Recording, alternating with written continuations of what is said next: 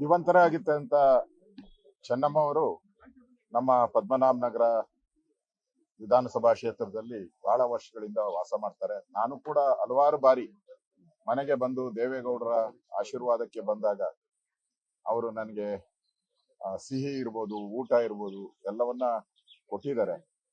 So ಒಂಥರ ತಾಯಿ ರೀತಿ ಯಾರೇ ಬರ್ಲಿ, ಯಾವುದೇ ಪಕ್ಷದವ್ರು ಬಂದ್ರು ಕೂಡ ಒಂಥರ ತಾಯಿ ರೀತಿ ಅವರನ್ನ ಸತ್ಕರಿಸುವಂತ ಮನೋಭಾವ ಮತ್ತು ದೇವೇಗೌಡರಿಗೆ ಸದಾ ಬೆನ್ನೆಲುಬಾಗಿ ಪ್ರಧಾನಮಂತ್ರಿಯಾಗಿ, ಮುಖ್ಯಮಂತ್ರಿಯಾಗಿ, ಮಕ್ಕಳು ಮುಖ್ಯಮಂತ್ರಿ ಆಗಿದ್ರು ಕೂಡ ಅವರು ಒಂದ್ ಕಿಂಚತ್ತೂ ಕೂಡ ಅಹಂ ಇಲ್ಲದೆ ನಡ್ಕೊಂಡಂತ ಒಬ್ಬ ತಾಯಿ.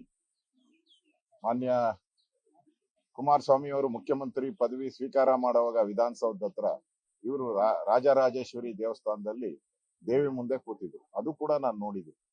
ಅದರಿಂದ ಒಂದು ದೈವ ಭಕ್ತ ತಾಯಿಯಾಗಿ ಇಡೀ ನಾಡಿನ ಯಾರೇ ಹೋದ್ರು ಕೂಡ ಅನ್ನದಾತೆಯಾಗಿ ಕೆಲಸ ಮಾಡಿದ್ದಾರೆ. ಅವರ ಆಶೀರ್ವಾದ ನಮ್ಮ ಮೇಲೆ ಎಲ್ಲರ ಮೇಲೂ ಇದೆ. ಇವತ್ತು ಅವರು ನಮ್ಮ ಮಧ್ಯೆ ಇಲ್ಲ, ಆದ್ರೂ ಕೂಡ ಅವರ ನಡೆದಂತ ದಾರಿ ಎಲ್ಲಾ ತಾಯಿಯಂದಿರಿಗೂ ಕೂಡ ಮಾರ್ಗದರ್ಶನ ಅಂತ ನಾನು ತಿಳ್ಕೊಂಡಿದ್ದೀನಿ. ಅವರ ಆತ್ಮಕ್ಕೆ ಚಿರಶಾಂತಿ ನೀಡ್ಲಿ ಅಂತ ಹೇಳಿ ಭಗವಂತನನ್ನ ಪ್ರಾರ್ಥನೆ ಮಾಡ್ತೀನಿ.